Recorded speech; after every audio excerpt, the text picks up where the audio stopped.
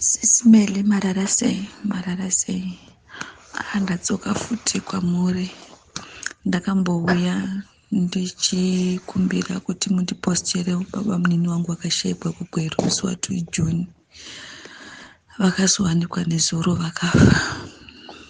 Sisimele maswera sei. Vari kunzi vakaonekwa kuLundi Park. But vari kuita kunge munhu anga akasungirirwa netai. But vakatsva kumeso nejaketi rakatsva. Asi pepa ravo reno blood vanga vainaro nechitupa mapepa avo anga aripo maparticulars avo vanga vainavo. So vari kutonzi vanga vakasungirirwa vakaita kudonha nefesi. Saka vakatoonekwawo nemupostori aitonamata. Ndiye akatoona bvazoendawo kumapurisa kunomangara. Pakunotonzi vanga vatoora vakubuda honye. Ndozvandakwanisa kunzwa. Tinotenda nekushambadzawo kwamakatiitira. Tinozvionga izvozvo, tinoti Jehovha arambe achikukomborerai basa rakanaka ramunoita.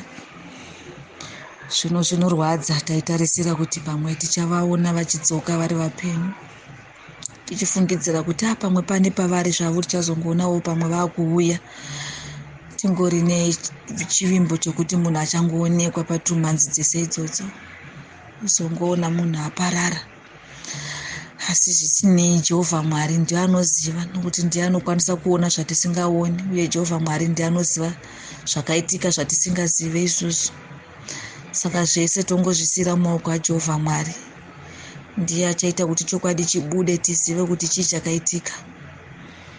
Uye ndine chishuwo chokuti Jehovha Mwari paachamutsa vakafa achavarangarira, tichange tinavo muparadhiso.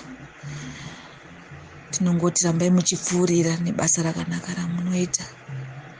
Jehovha Mwari akukomborerei muwanirwe nyasha.